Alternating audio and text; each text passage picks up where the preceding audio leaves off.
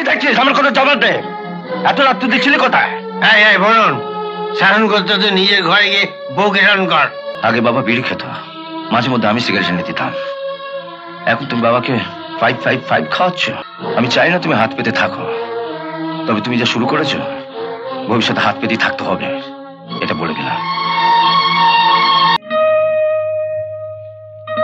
ভয়ের কি আছে? আর তো মাস দুয়েকের মধ্যে তোমাকে বিয়ে করেই নেব। বাড়িতে যদি জিজ্ঞেস করে এত রাত অব্দি কোথায় ছিলে, কি বলবো? বলবে আমার সঙ্গে বেড়াতে গেছিলে। যদি জিজ্ঞেস করে কোথায় গিয়েছিলে? তুমি তো বলছিলে যে তোমার বড়দা নাকি এখন সংসার চালায়, তা তোমার বড়দা এখন আমার হাতের মুঠোয়। যাই বলো, ব্যাপারটা কিন্তু ভালো হলো না।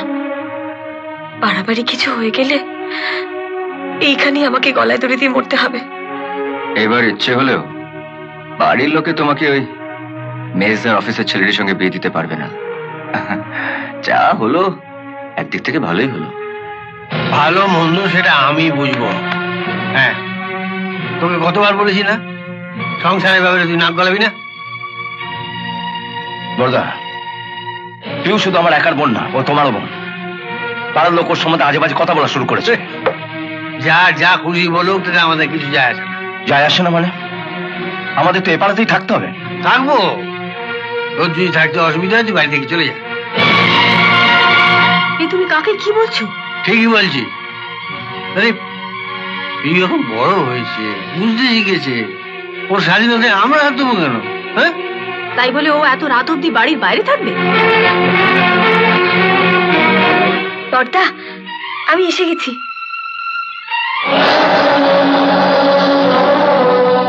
এত রাত্রে অব্দি ছিলে কোথায়? ওদিকে কি দেখছিস? আমার কোনো জবাব দে। এত রাত তুই ছিলে কোথায়? বলুন, সারণ করতে তো নিজের ঘরে গিয়ে বউকে সারণ কর। তুই বলে ভুলে যাচ্ছিস যে ওর বাবার এই বড়দা এখনো বেঁচে আছে। আয় পিউ, আয় আয় আমার কাছে আয়। আরে ভয় কি, চলে আয় আমার কাছে।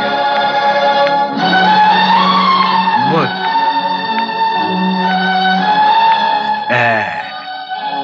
আমি থাকতে তোর কোনো ভয় নেই।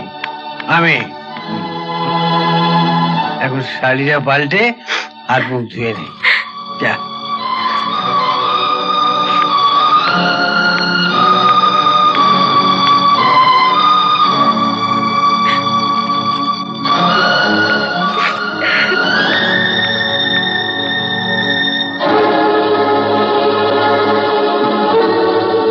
একবার বাইরে বাইরে গেল ব্যবস্থাকে যা বলার এখানেই বল। এখানে বলার হলে তো এখানেই বলতাম। চল। না, যাবে না। চলো তো। আরতি, আজ যদি ঘরের বাইরে পাহারা রাখো, আর কোনোদিন তোমাকে ঘরে ঢুকতে দেবো না।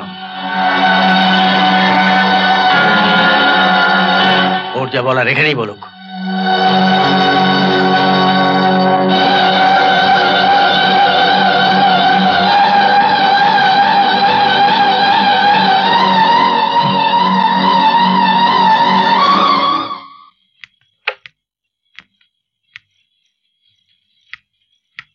বাবা কোথায়? পাশের বাড়ির মুখার্জি বাবুর শরীরটা একটু খারাপ হয়েছে, দেখতে গেছেন। পিউকে জিজ্ঞেস করেছে এত রাত্রি অব্দি কোথায় ছিল? জিজ্ঞেস করা কি আছে রে? হ্যাঁ, ও আমার অনুমতি নিয়ে গিয়েছিল। হ্যাঁ,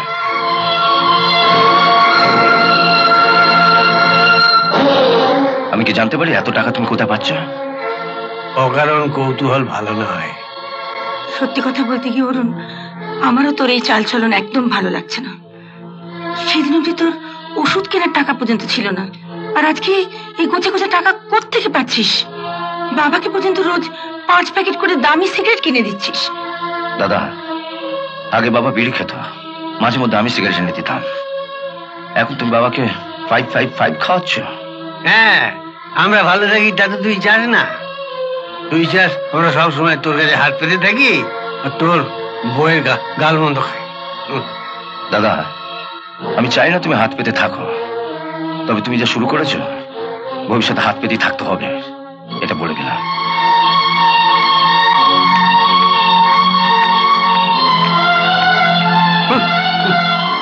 এমন আরো অনেক ভিডিও দেখতে এই চ্যানেলটি সাবস্ক্রাইব করে নিন এবং পাশের বেল আইকনটি প্রেস করে দিন।